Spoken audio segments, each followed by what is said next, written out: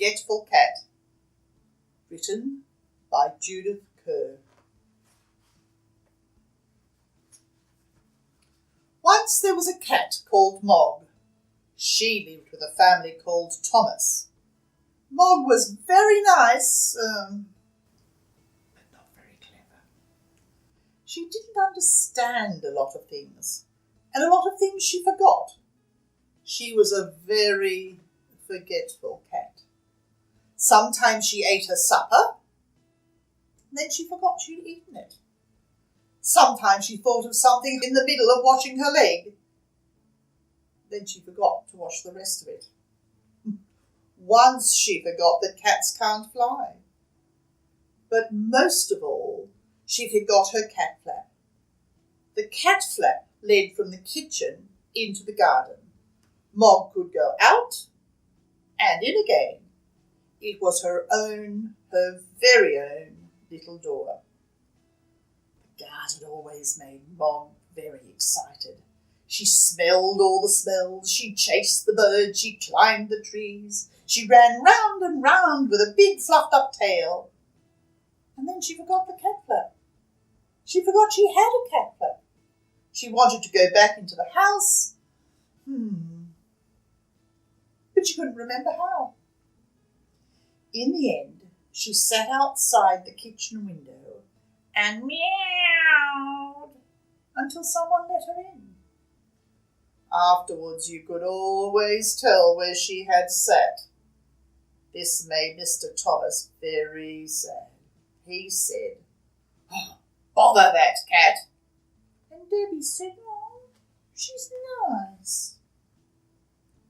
Once Mog had a very bad day. Even the start of the day was bad. Mog was still asleep. Then Nicky picked her up. He hugged her and said, "Oh, nice kitty." Mog said nothing, but she was not happy. Then it was breakfast time. Mog forgot that cats had milk for breakfast. She forgot that cats only have eggs as a treat. She ate an egg for her breakfast. Mrs. Thomas said, "Bother that cat." Debbie said, "Oh, Nicky doesn't like eggs anyway." Mog looked through her cat flap. It was raining in the garden. Mog thought, perhaps the sun is shining in the street. When the milkman came, she ran out. The milkman shut the door. The sun was not shining in the street after all. It was raining. A big dog came down the street. Mog ran. The dog ran too. Mog ran right around the house and the dog ran after her. She climbed over the fence. She ran through the garden. She jumped outside the kitchen window. Meow! She meowed a big meow, very sudden and very loud. Mrs. Thomas said, "Bother that cat." Debbie said, "It wasn't her fault." Mog was very sleepy. She found a nice, warm, soft place and went to sleep. She had a lovely dream. She dreamed that she had wings. She could fly everywhere. She could fly faster than the birds, even quite big birds. Suddenly she woke up. Mrs. Thomas said, "Bother that cat." Debbie said, "I think you look nicer without a hat." Debbie gave Mog her supper. Mog ate it all up. Then Debbie and Nicky went to bed. Mog had a rest too, but Mr. Thomas wanted to see a fight. Mr. Thomas said, "Oh, bother that cat." Mog thought, no one likes me. Then she thought, Debbie likes me. Debbie's door was opened. Debbie's bed was warm. Debbie's hair was soft like kitten fur. Mog forgot that Debbie was not a kitten. Debbie had a dream. It was a bad dream. It was a dream about a tiger. The tiger wanted to eat Debbie. It was licking her hair. Debbie shouted. Mog jumped and Mr. and Mrs. Thomas said, "Bother, bother, bother that cat!" Debbie said nothing. She was still crying because of the bad dream. Mog ran out of the room and right through the house and out of the cat flap.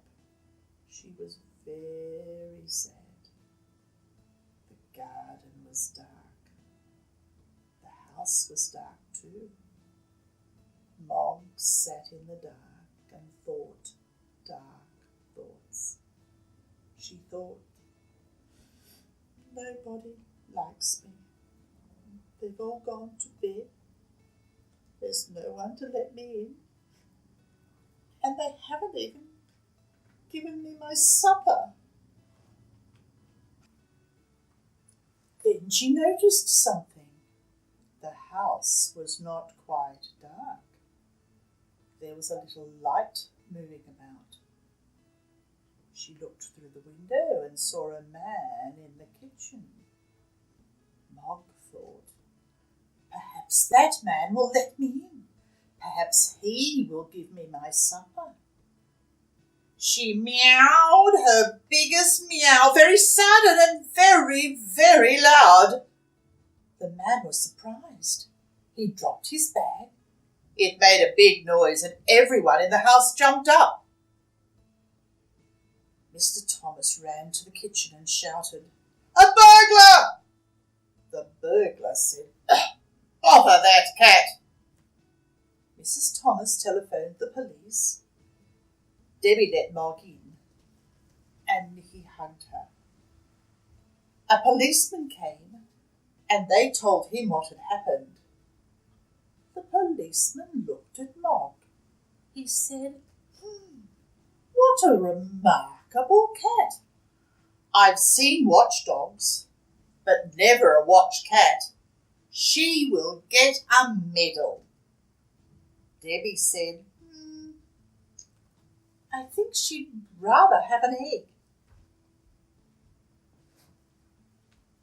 Mog had a medal. She also had an egg every day for breakfast. Mr. and Mrs. Thomas told all their friends about her. They said, "Mog is really remarkable," and they never, or almost never, said, "Bother